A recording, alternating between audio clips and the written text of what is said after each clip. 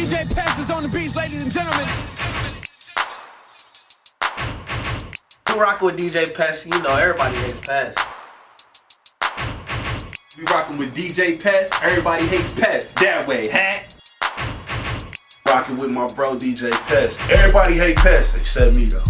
The grind, the blood, the sweat, the tears, the hustle, the culture, the business, the budget, the paper, the muscle, the grind, the blood, the sweat, the tears, the hustle, the culture, the business, the budget, the paper, the muscle, the grind, the blood, the sweat, the tears, the hustle, the culture, the business, the budget, the paper, the muscle, the grind, the blood, the sweat, the tears, the hustle, the culture, the business, the budget, the paper, the muscle, grind culture. Well, yeah, what up? It's your boy DJ Pest, aka the bad guy. This is Grind Culture, and I have somebody I truly admire across from me. Yeah, see, caught off guard with that one. Having Nakia Walker in the building. How you doing? I'm blessed and highly favored. Thanks for asking. You're welcome. How are you? I'm good. I'm even better now that you're here. I'm glad. Wow. I'm glad to hear it. Yeah. I'm pretty sure you heard about the show. We get right into it. I did. Flowers. I'm just here with imagination flowers. I'm just tossing them at you. Wow. And I just want you to tell the people about you. Day one, what got you into doing what you're doing right now. Okay. First off, let me just start saying, but my allergies are killing me so bad right now. Yeah. I'm swollen, I'm puffy, but I'm here because it's you, DJ Pest. Thank you. I got to show Detroit some love, first of all. Thank you. We both from the city, so yeah. It didn't matter what was going on. Mm-hmm. I was showing up. Mm-hmm. So what's going on with me right now in this moment? I'm moving around. I'm moving and shaking. I got a lot of great things going on I'm excited about. Shout out to X. Rest in peace, Earl Simmons, my brother, my best friend. I'm missing him dearly. This is very hard to take. Yeah. Every day. It's just getting more and more difficult to not be able to call him. So one of the things he left me with is as long as you got me, you don't need anybody.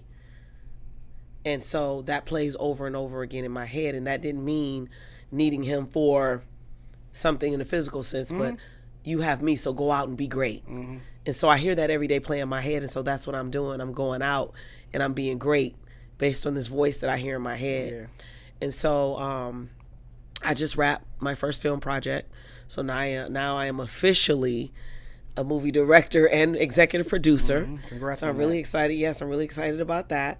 We're currently working on the soundtrack, having it mixed and mastered, managing my artist and my daughter. I'm a momager for Tato Baby. And so the movie is it's a docu-film about her life, which is very, very interesting. She has a strong, emotional, sensitive, but yet inspiring story. Extremely motivating. And so we just wrapped on that. In addition to that, oh my goodness, I'm opening up a talent development center right here in the city of Phoenix, Arizona, because there's so much talent for two purposes. There's a lot of talent in the city. And a lot of talent needs to be developed. A lot of talent needs resources. A lot of them need to learn the business. There's a lot of things they need to be connected to grow and to become stronger. And so I feel obligated as an industry professional, someone who's been in the game for about 25 years, to bring that here and offer that. I get a lot of phone calls every day, emails every day. How do I do this? How do I do that? I need you to manage me. No, you don't need a manager. You need development. In order to have a manager, you need something to manage. So let's get you to the point where you can be managed. You're not there yet, but I can still help you. So actually, I'm not calling it a talent development center. I'm calling it an entertainment center for the arts. Mm-hmm. So that's coming a lot sooner than you think. Okay. I've already secured the building for this, so I'm really excited. So I've been just running around town building alliances because I'm not going to be able to do this by myself. I'm going to need your help and the help of other DJs, the help of other influencers, vocal trainers, musicians, producers, photographers, videographers, everything that you can think of that's connected to an artist or a record label, because we help record labels. Mm-hmm. Record labels call me because they need EPKs or they need bios or one sheets, and so I do that too. So just having a place, a one-stop shop, a home. Someone comes in town and they need rehearsal space, we have that space. Yeah. So this is going to be like a one-stop shop, the entertainment center of the arts right here in Phoenix, Arizona. That's right now, 2021. 25 years ago. What got you involved? Oh my gosh, are we going way back? We're going way back, day one. first thing that caught your eye to make you say, this is about to be what I do for the rest of my life? I was an artist. Okay, First. there we go. Yes. Uh-huh. I was an artist first, and I had a record that blew up. Mm-hmm. Well, let me go back even further. Okay. I was a musician, Okay. and I could play the saxophone, I could play the clarinet, I could play woodwind instruments. So I had a scholarship to college based on being first chair clarinet in the band. And so I love music so much. I grew up listening to Anita Baker. That's all I listened to. And then when I started playing this instrument, I learned how to write music, and I understood music theory and song theory. And so music, I listen to music differently. When I hear music, like I really hear music, right? Mm-hmm. So that's really how I got started. But then I started singing at church. I got this deep, raspy voice, and they're like, we know you can sing. I'm like, all right. So I went there. And then, great. So I went there, and I became an artist. And I started noticing things that artists needs. So I'm like, I'm on the phone talking to people, acting like I'm somebody else. I should learn how to be a manager. And that's how I became a manager. And then I started working I was in Detroit, Michigan. Yeah. Where are you from? You're from Detroit, I'm from Michigan? Detroit, Okay. born and raised. Okay. St. Just want to Clair make and sure. Mac. Yeah, Lower okay. East Side, the Yeah. bottom is what we call it. Okay. So I used to live on 7 Mile and Foyer on the west side. Mm-hmm. And that's where I had my studio. And I had a record called Get Out at the time. And it started moving around, going crazy. And it was like, I was way ahead of my time because I was talking shit. Like, can I say shit? Yes, you can say shit. I was talking some of the shit that they talk now back then as a female. Mm-hmm. And so the record started to go crazy in the South. And I'm like, yeah, I definitely gotta be a manager. So I started picking up artists, working with artists, developing artists, and building them on my own monetary budget, with my own money. And next thing you know, I get a call telling me that El DeBarge needs a manager. I'm like, from who? Who? I don't know that. Trust me, we're going to go get him.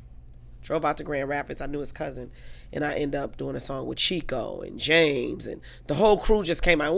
They're recording in the bathroom in my house. Mm-hmm. The DeBarges. Mm-hmm. Mm-hmm. Sounding like birds singing in there. It was. I was like, is this real? Yeah. Hummers and all this stuff pulling up. And everybody on the block like, what the hell going on over there? Hold on. And then it just got crazy and out of control. So that's how I got started. Mm-hmm. That was the beginning of the beginning. We now fast forward a little bit. Mm-hmm. How did the relationship with X start? The relationship with X started through a friend. She was actually managing him. Yeah. A really good friend of mine. And he found out I was the administration behind her. She called me and said, hey, can we partner up? You're really good with administration.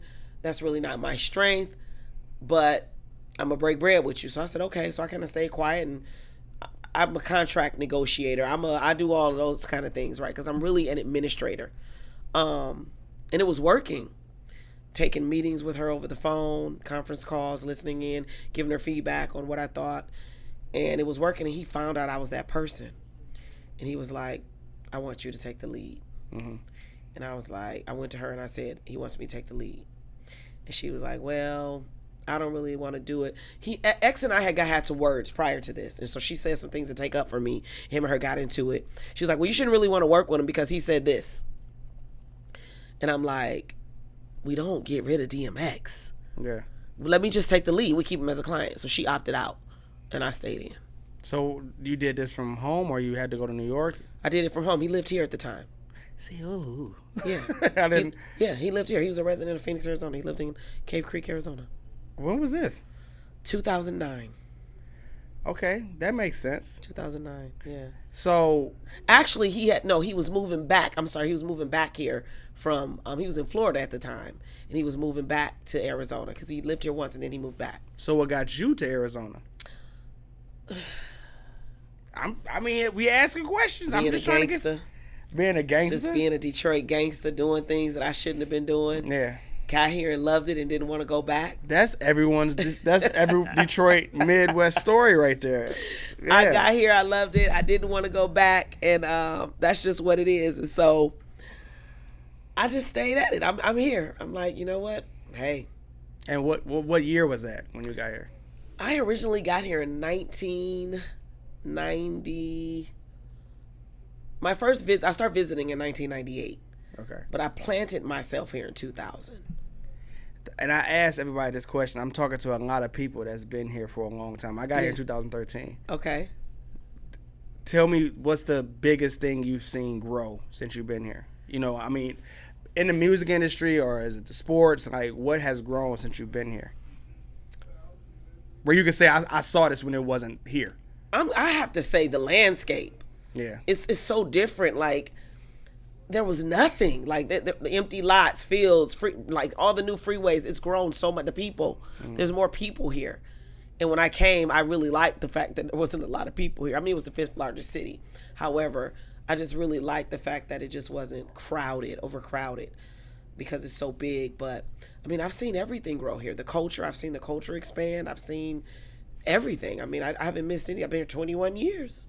Yeah, and you love hip-hop, so how was that like? I love hip-hop. How was that? You know, 2000, how was the hip-hop scene in Arizona? The hip-hop scene was good. It was good. The only thing that I've seen change is the talent, the artists. I mean, you know, I think everything evolves. I don't think anything ever really changes. I think things evolve. What goes around comes around. Things we were doing 20 years ago, they come back and they do it again. You know how you have the songs like Soulja Boy, what's that? Remember that? Okay, Superman. Well, back in the day we had Let's Do the Dance, called the Pee Wee Herman. So I just think it just goes, you just see the same thing, it just goes into a circle. Old school, new school, old school, new school. It just keeps coming back around. So I've seen it all once or twice in my lifetime already. So I love what everybody's doing. I love everything. I love all genres. I love all music. I'm in love with hip hop. Yeah. Because hip hop has done me well and has paid my bills for years. And I love hip hop too, because that's how we tell our story.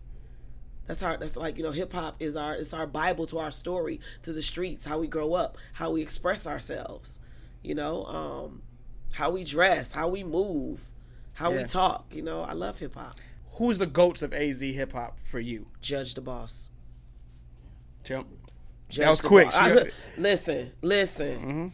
That brother, yeah. I don't care what he touched. He's like Chris Brown. And I don't mean like his music is like Chris Brown's, but I mean he can do anything. He can rap, he can sing, he can produce, he can perform. He's talented. I have not seen anybody like Judge the Boss.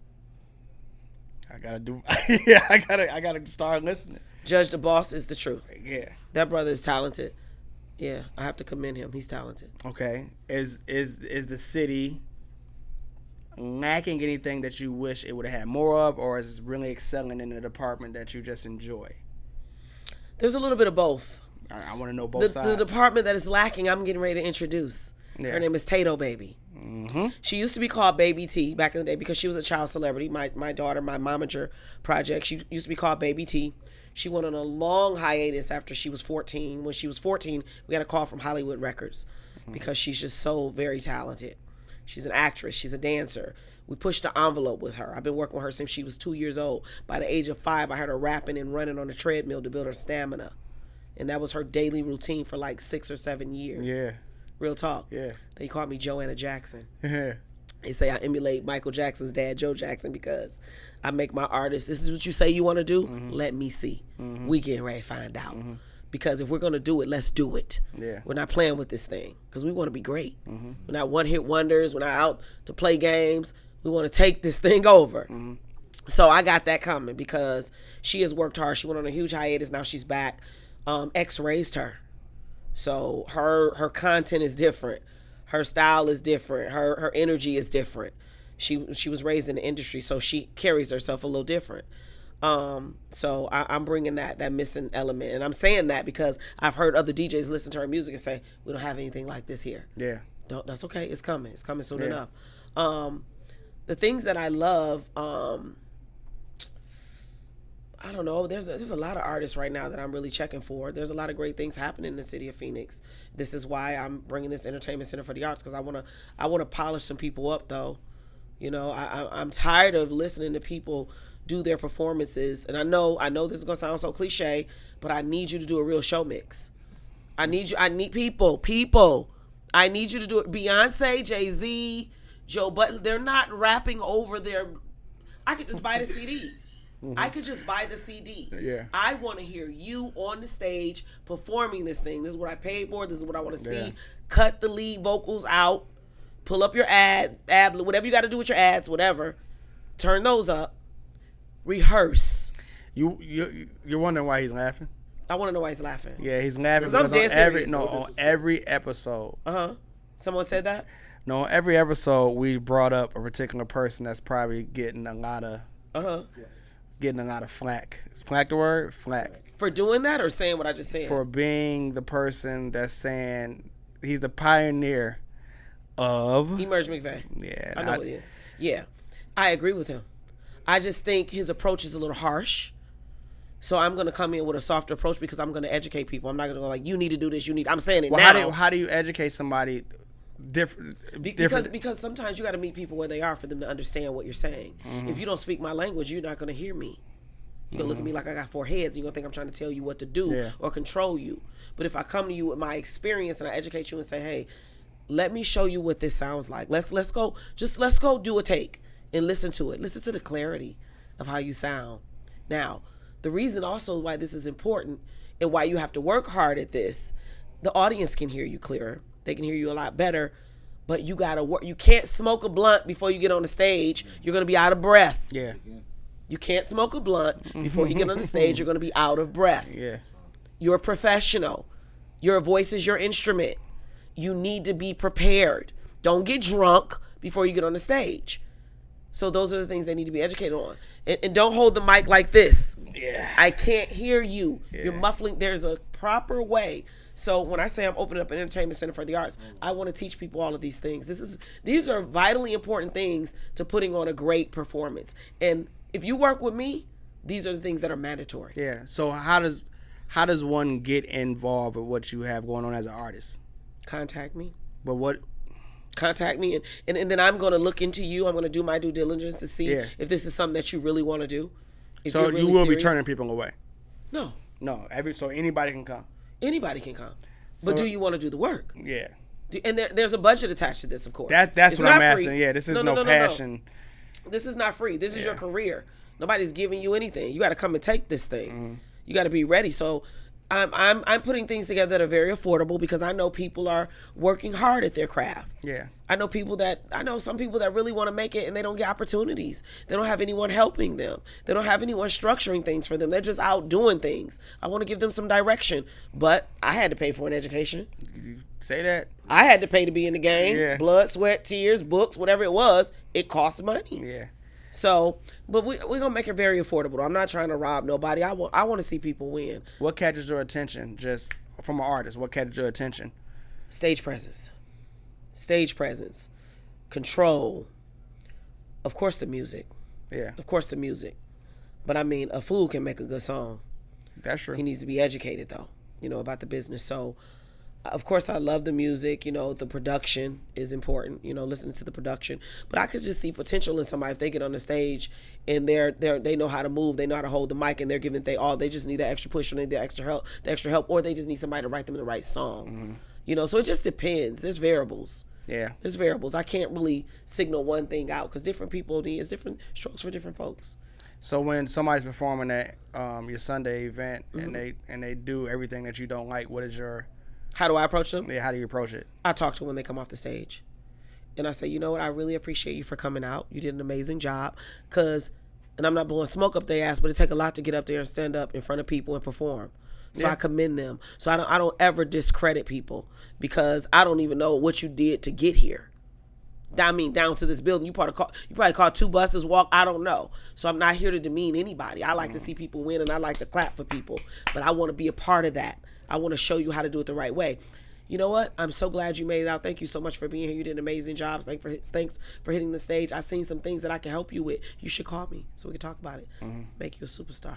There's questions I want to ask you because you've been involved with music, hip hop, underground for so long. There's questions I want to ask you about how do you feel about the showcase as a whole? Who's supposed to bring the person, the audience, the promoter or the performer? Who showcase?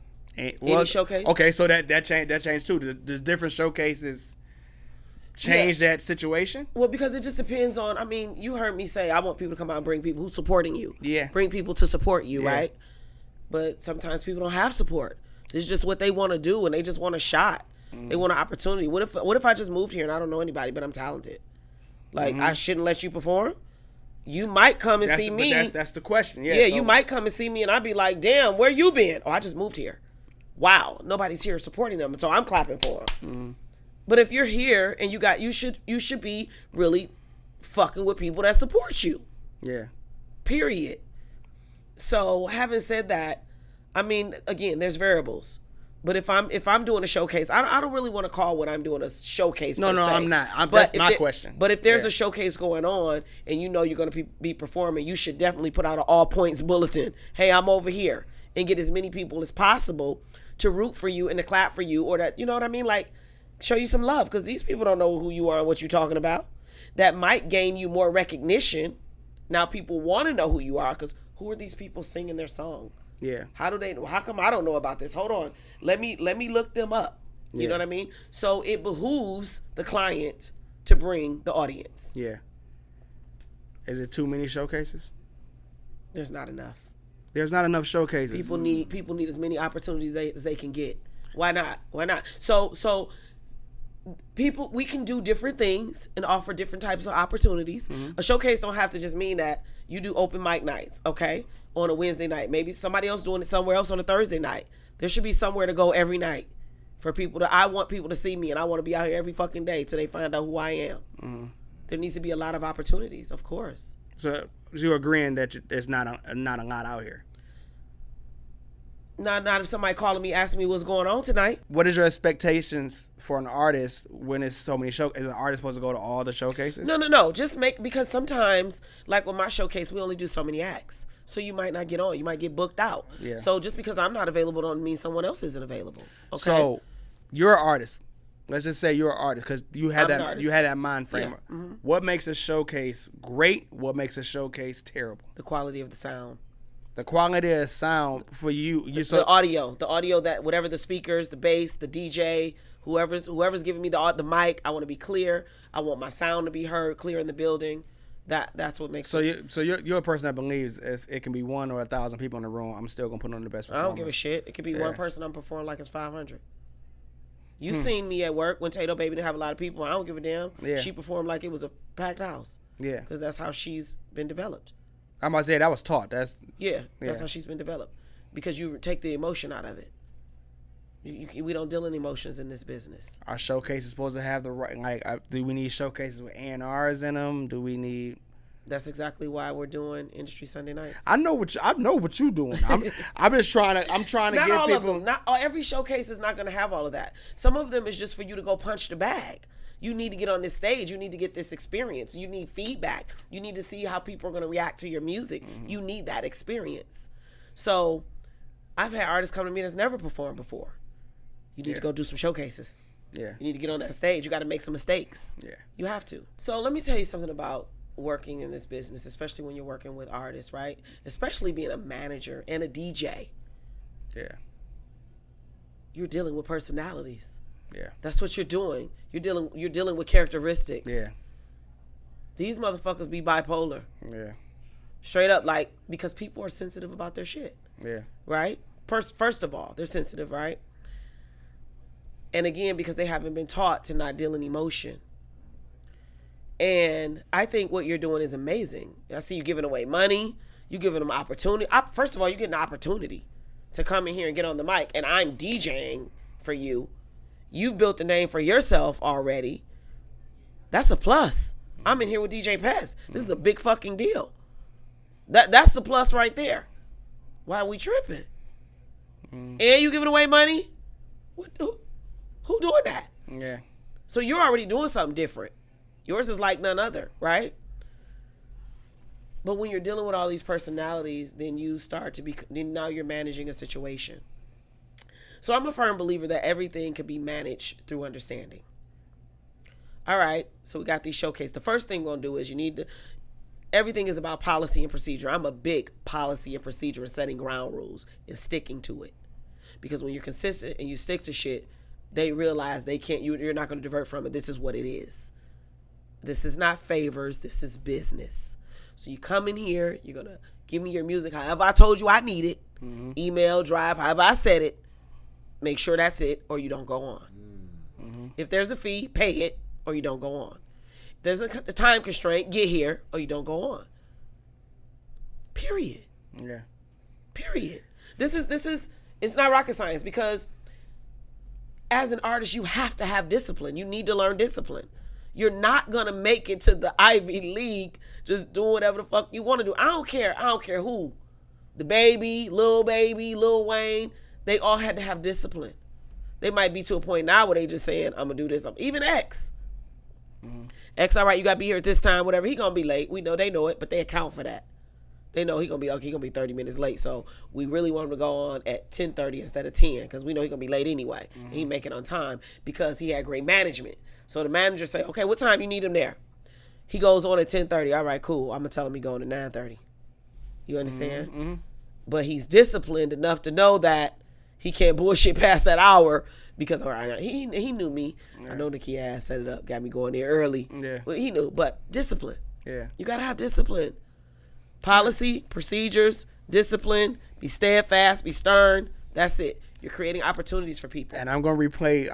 Every time I hear you say that in this interview, I'm gonna skim back 10 seconds so I can keep hearing it. Yeah, what? Over into What? it's programmed in my head. Discipline? The whole thing, just Yeah. the whole thing. I said I admired you off camera is just because I actually do. You know, like I also told you that. That's a big wow. Okay. Yeah, because it's you can read the energy. You know, a person that deals with a lot of people, you know when it's good energy and you know when it's bad energy. Yeah. And it's just like ever since I met you, it's just always been good. It's always been professional. It's always been right to it. And you're forgiving. Oh, for sure. You know what I'm saying? Oh, for sure. I can even see that. For sure. So I remember how I felt when I just saw the Industry Night Flyer. I saw the Industry Night Flyer the first week you did it. And I was like, oh, this is good. It's finally, she about to kill it. Because I know what she's doing is going to be always bulletproof because she does good shit, period. So it's just me sitting back and just watching you grow. I wanted to come to the, how many weeks you been doing it? We're getting ready to be in our 7th week on Sunday. Yeah, 7. I know I wanted to come for the past 3 weeks, but it's just always been, I was out of town 3 weeks ago. That's okay, because I'm going to be contacting you to book you to come. Oh, I'm going to book you. I'm going to book you to DJ and to let people know who you are, who don't know, and it's going to be, don't worry. Okay. I'm coming for well, you. yeah, because I want to make my way. worry. Yeah, I want to make my way in there real soon because I just want to, worry. even if I just come in there and celebrate with you. Yeah. Because I know this is something that you've been wanting to do. You know. Oh my goodness! This coupled with that development center. Yeah. This is just a jump start to that. To say, I'm just watching and seeing. I'm building my alliances. You know, building relationships with the artists and building relationships with the DJs. I went and sat with John Blaze a few weeks back. I've talked to Justice, going to talk to Poker Face, and I'm just meeting with everyone to say, hey, let's team up. Let's get together. That's what's really because everywhere they turn, they need to see us, and we all need to be aligned. This is what we're doing. This is how it goes, and we're supporting each other, and we're making this thing bigger and bigger and bigger because we're doing it together. Yeah. So what do you say? Because I know the management question comes at you probably about twice a week. Okay. So, are you looking to manage anybody else? Okay, so I'm not gonna say no. My hands are full right now, but I'm not gonna say no that I'm not looking per se. Yeah. But if I come across someone that needs management and they desire to have me as their manager, for sure I'll take them as a client. What sure. needs management? When does the artist need a manager?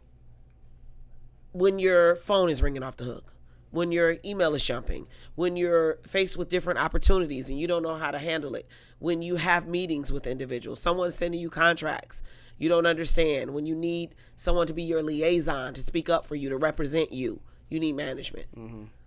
But prior to that, you're just still in a development stage, and that's okay. There's nothing wrong with that. That's good. That means you're getting better at your craft. You're creating the things around you in order to need management. Yeah. Needing management is a good thing. Being developed is even better. Do you think people jump the gun on needing a manager? Oh, for sure. Yeah. Hell yeah. Go dive into that. Oh my God, I get so tired of my inbox. Yo, check this out. You need a manager. I want you to manage me. And I go to their page and I'm like, who is this, right? And sometimes I'll reach out. Hi, this is Nakia Walker with Nakia Walker Management. I got a message saying that so-and-so needs management. Yeah, so tell me why you need a manager. What's going on? I'm in the studio. I'm making my album and I know I'm good. And everybody telling me I'm going to be the next best thing and I just need some help.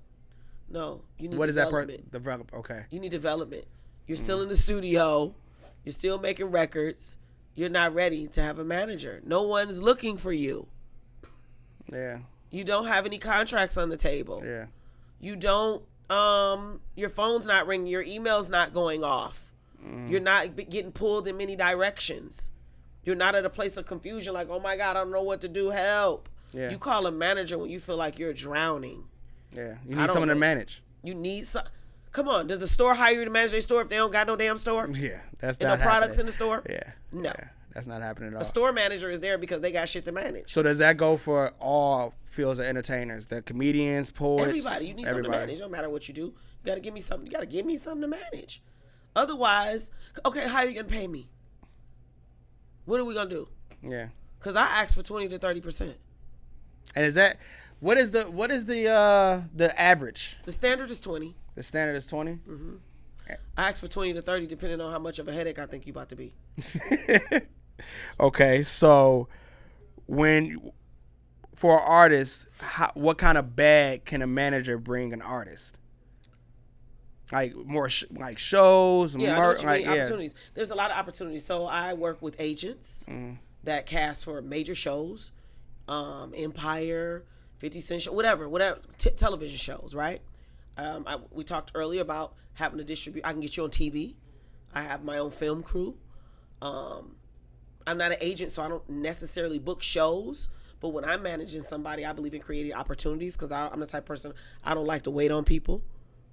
So I like to create opportunities. If I've decided that this is what you need, we're going to work together. So we ain't going to wait for them. Let's go ahead and put our own thing together, right? So there's that. And then, I mean, the possibilities are endless when you have a manager because your manager is supposed to have connections, real connections. I have real industry connections. I never made an appointment in Universal Music Group. I just walked in the building whenever I wanted to. Yeah. But your manager has to have real industry connections, real connections to help you maintain the level that to keep you where you are because you need them, but also to help you elevate, right? To help you sustain, but also to help you elevate. Because if you don't eat, I don't eat. Yeah. So we don't want to stay in the same place, right?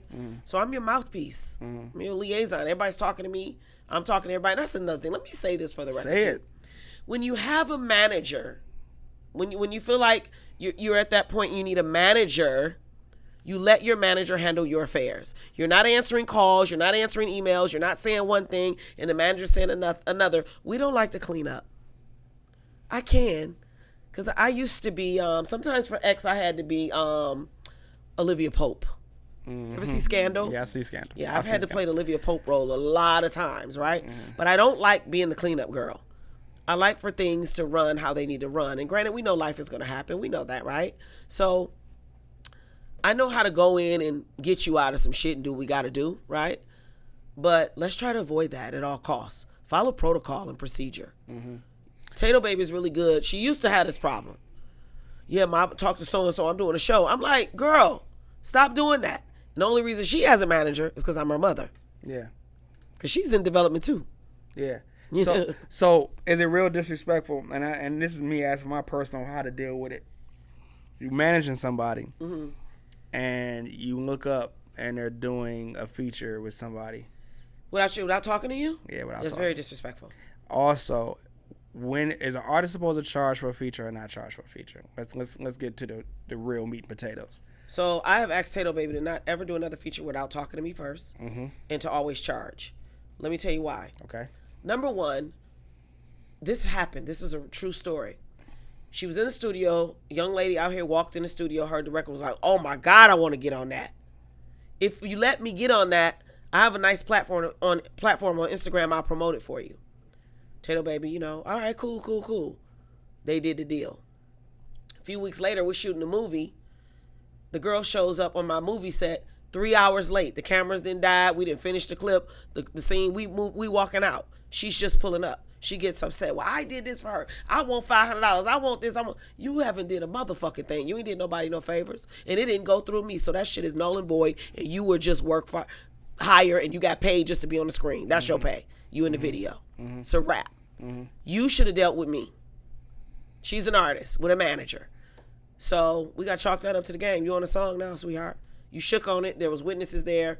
And you didn't even keep up your end of the deal. Yeah. So too much cleanup. That's why it's disrespectful. Yeah. Too much cleanup. Let me know what you're going to do. Let me know what you're interested in. Let me handle that for you. Hi, I heard you were interested in doing a feature with so-and-so, or that you want them to come on your song. All right, great. Let me hear the song that you want them to do. Let me hear it. Let me hear it. Listen to it with the artist. Have a conversation. X and I talked about everything. Yeah, that's why I went to him. We had a way of doing things. His thing, call Nakia. That was his favorite thing, right? And actually being his manager, I didn't want to be his manager. Going back to that, I didn't want to be his manager. He was like, too late. I already gave out your number. I'm like, oh, God. So that's how that really happened. People just start calling me. I got through with it. But let them talk to your manager. Let the manager deal with it. Charge a fee because guess what? Pay me.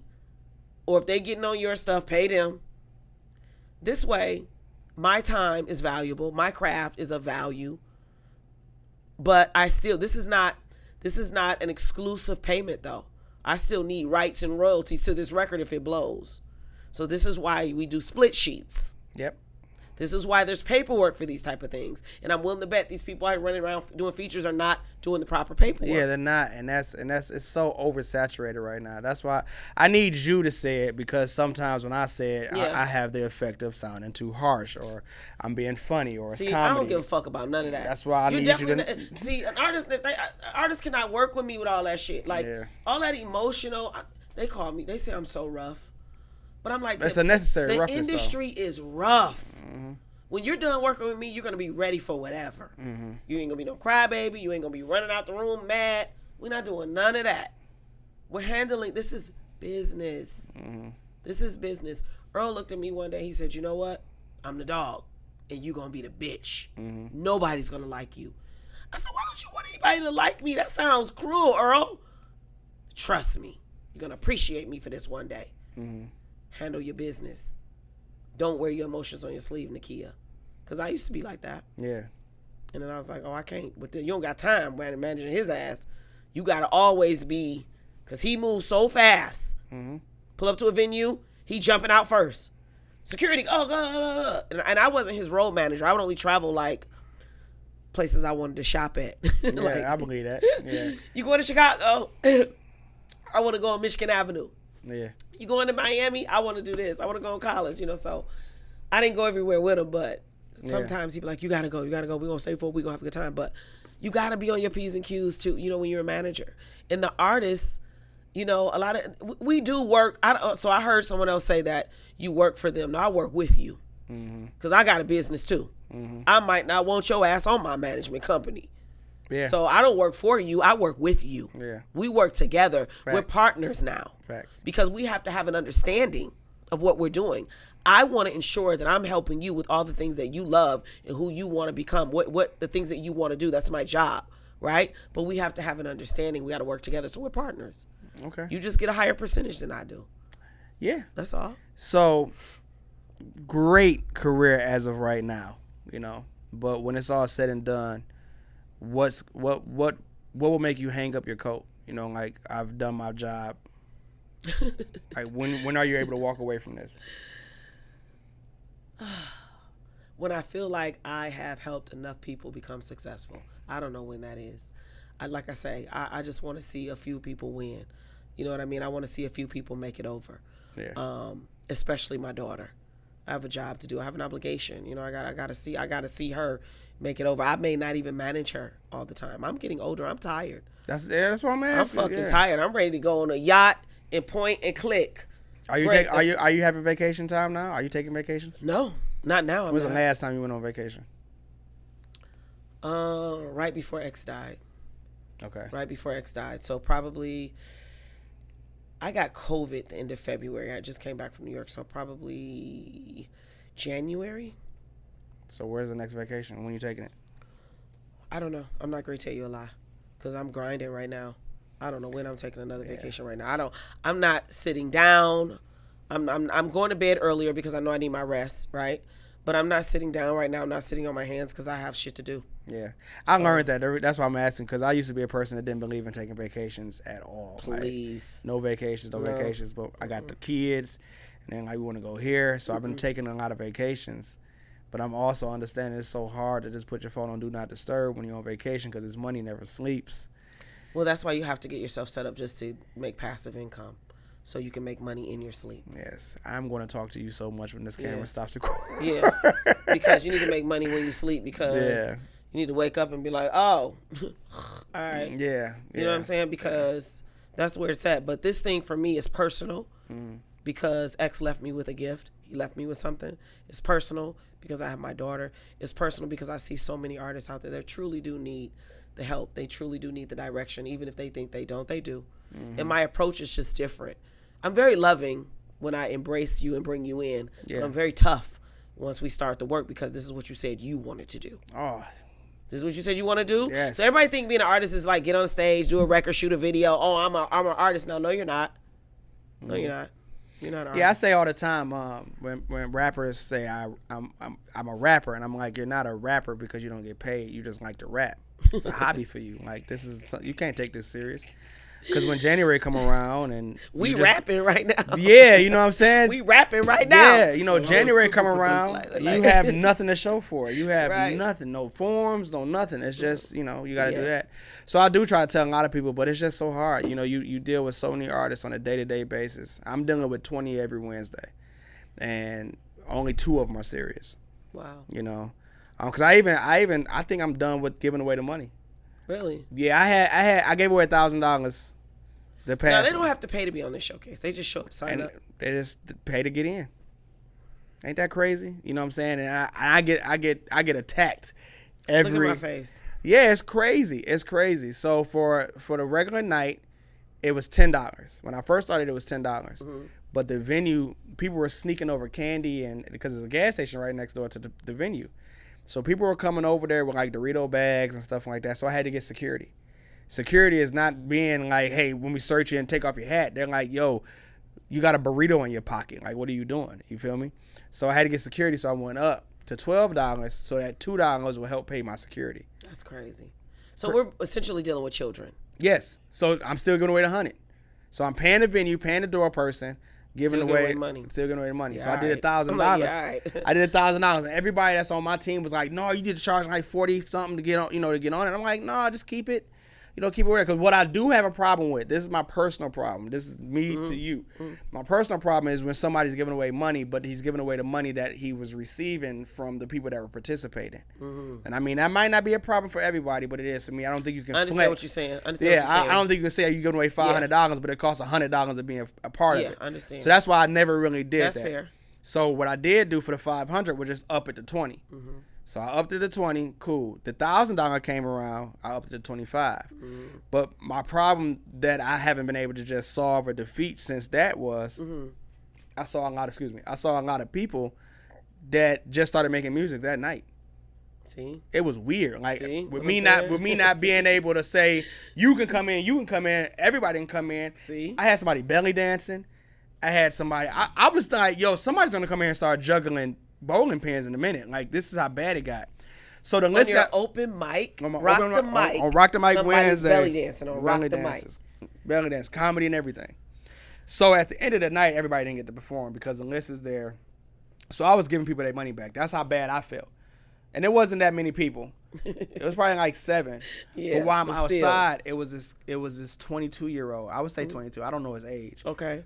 But he was really bad on drugs. Oh my He was gosh. scratching his neck. He had on like flip-flops. Shorts had hole in them, like right here at the bottom, and he's asking for his admission back. I felt so bad because I'm like, damn, this is what he was in there? He was in there, and he was like number 19. He was ready to rock.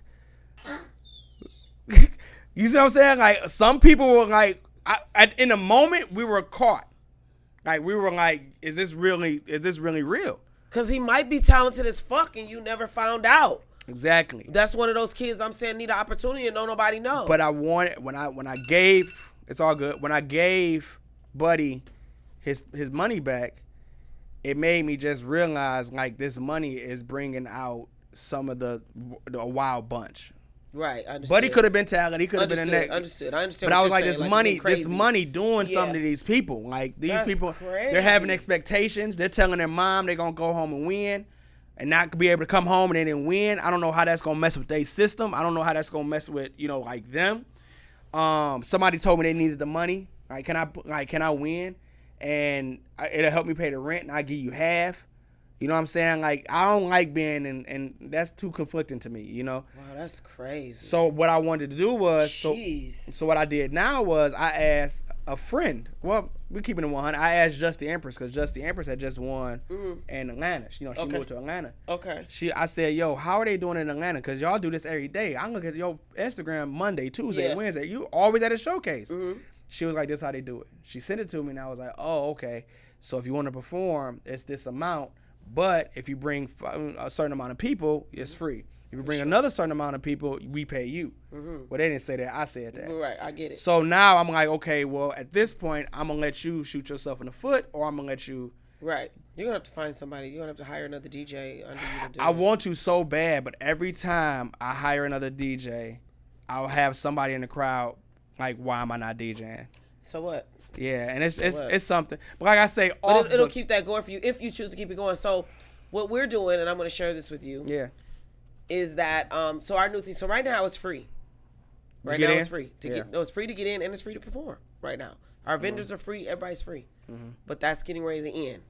Right? And why is it ended for you? So no, I'm saying that it's for it being free for people to get in is going to end. That's what I meant. Yeah. But because they're going to have to start paying to get in. We're going to monetize this thing, right? Yeah. But it's going to always be free for the artists.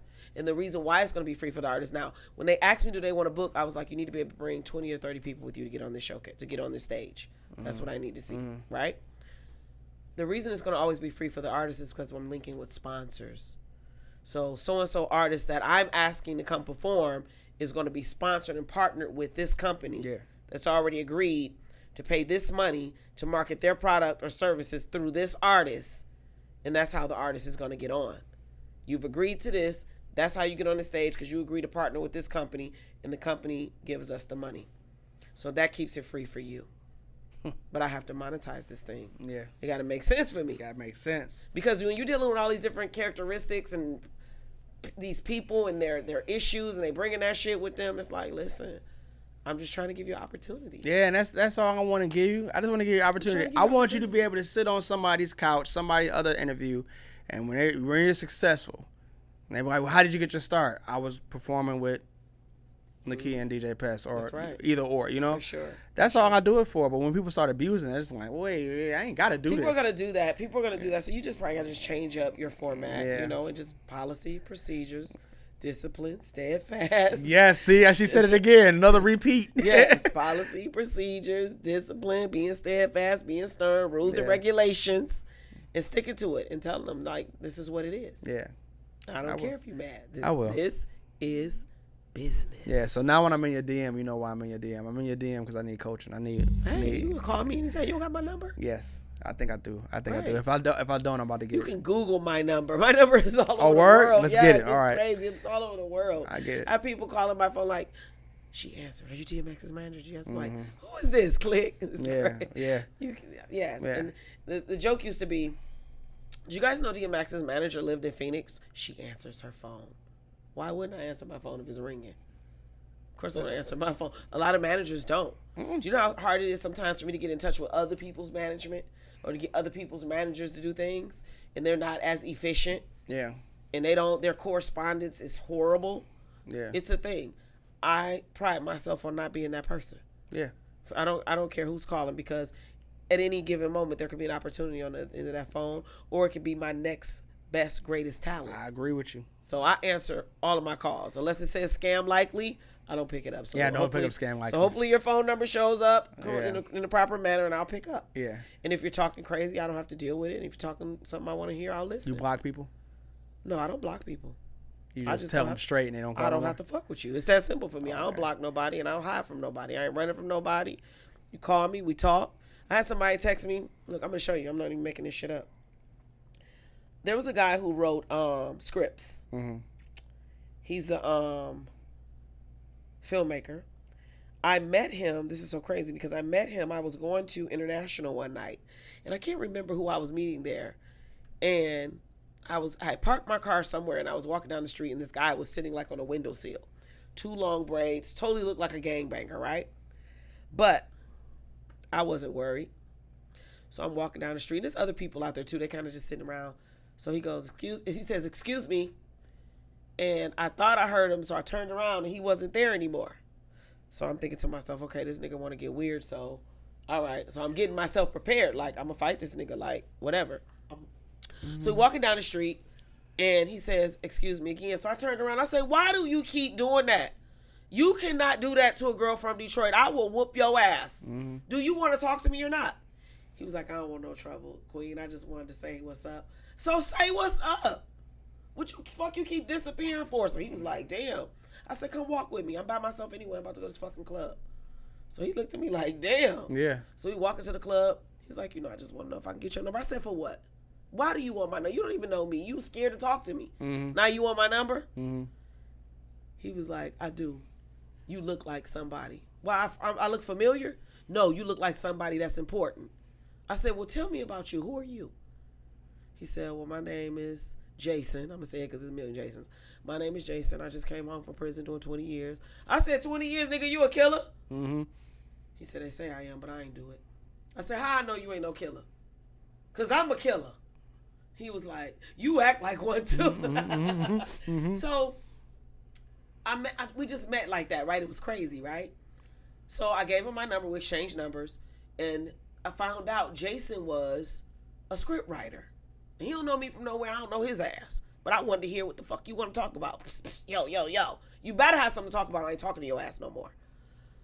So he says that somebody was in the club. He was waiting on his cousin to come out. He wasn't really into that thing. He just got prison. He ain't really trying to be around people. So I'm like, all right, I respect that.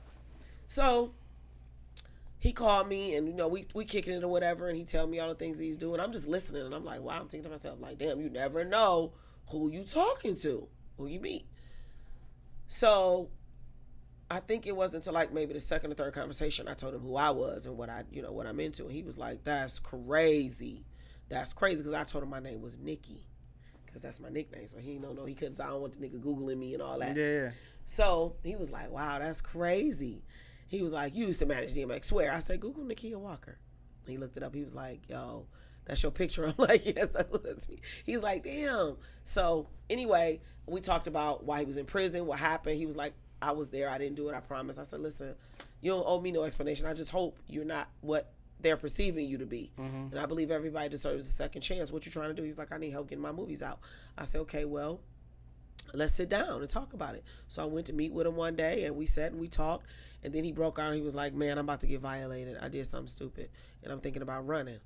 I said, "Why the fuck would you do that? You just did 20 years. You going to spend the rest of your life on the run?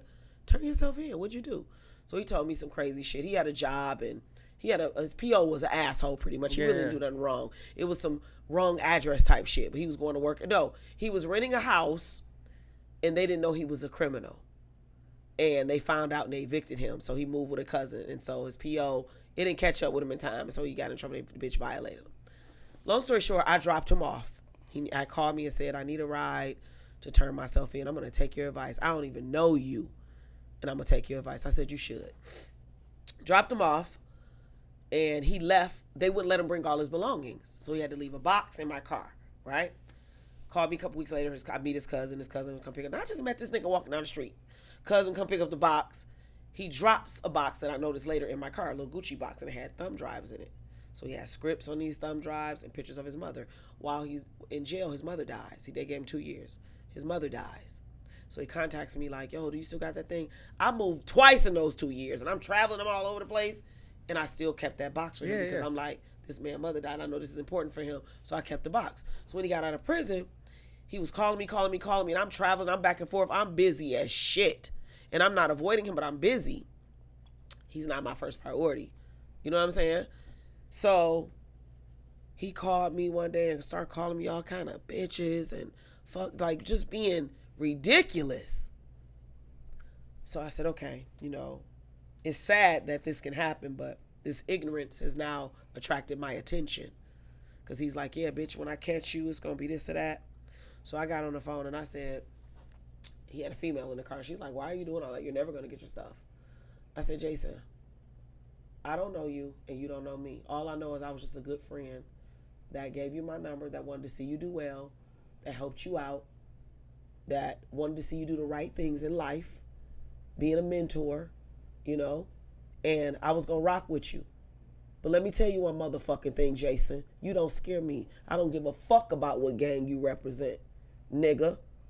Because where I come from, don't none of that shit matter. And when I call the niggas I know, you're going to crawl in the hole, nigga. And this ain't even a blood town, nigga. This a Crip town. You better ask the Crips about Nakia Walker. I ain't never been a Crip, but I have some people that love me. So just like you got people that love you, Jason, I got people that love me too. So get off my phone with that whack ass shit threatening me. I don't take too kindly to threats, homie. And you on parole or probation. Yeah. He called me back the next day. I picked up. I said, hello? Like nothing happened. Miss Nakia, I am so sorry. I'm so embarrassed. I said, you should be. You lucky I even picked up this call. I don't like getting like that with people, Jason. That's too much energy and you're wasting my time. Now, I don't want shit to do with you. My mother's going to meet you to give you your hard drive because I know your mother died. And I respect that. So I want you to have your hard drive, but don't call me again. So that was last year, right? Yeah. So I kept seeing this number come on my phone. And I was like, who is this? I don't even see it now. And this person said, you know, I really apologize because, and I couldn't figure it out, but then I finally figured out it was Jason. But Jason, I'm never talking to you again because you're going to lead me down a path from Detroit that I never want to live again. Yeah. So I'm very smart, Jason. I don't deal with people that cause those kind of problems in my life. I walk away. What does that say? Read that last. Now, you see in the whole, I wish things could be different, but what does that last thing say? There's no easy way to say this, but will you forgive me and talk to me again? That was this. I could show you about 10 messages like that from people. Yeah. And you just look at them and keep it moving. Yeah, so I don't block people. I just looked at that and be like, you dumb fuck. Yeah. You just, you know, I really wanted to help you. But I don't entertain. I'm not entertaining that ignorance. We did that one time, and that's all you're going to get from me. Yeah. I don't like arguing with people. I don't want to fall out. I'm not doing all that. We're here to work, Jason. Now I got this distribution platform, and you can't even be on it. Can't even, yeah, man. Because you're going to be on the set one day, and you're going to clown on my people. I don't got time for that. Well, Jason, I'll take the opportunity. Thank you. That was a long, short story. No. That was story time. That was story time with crazy. Nakia. That's good. We need those. Story time with Nakia. That's so funny. Yeah. You can put that on another clip. Yeah, that's a whole other clip. That's a whole other That's the trailer for this interview. Story time. Nakia. But yeah, I wanted to sit down with you and have a conversation without the music blasting in our ears and, you know, when I was having to go to lunch and stuff like that. It's just, this is good. I wanted people to know something about you that they just didn't know. We are right in the middle though. Like it's some things that you do that I just really want to be a part of just because I just know your passion is in it. We gonna talk. We gonna talk. Whatever. I mean, I need you more than you need me. Believe it. You're a DJ. We gonna keep saying that for each other. Your reach is amazing. I need you. Okay. The DJs are who make it happen. I have so much respect for DJs. Okay. Well, listen, we gonna sign out right now because we can keep talking. We'll do this forever. Yeah, we'll do this forever. But this is Grind Culture. I am DJ Pest. This is the great Nakia Walker. Social media or anything? Nakia Walker, yes. They can find me at the THEE Nakia Walker, NAKIA Walker. And please go follow my baby, my most prized, one third of my heart. Well, 1/4 because I'm a grandma now. 1/4 of my heart. Tato Baby. Official TAEDOE baby. That's it. I'm signing out. Y'all have a great day. Have a great day. The grind, the blood, the sweat, the tears, the hustle, the culture, the business, the budget, the paper, the muscle.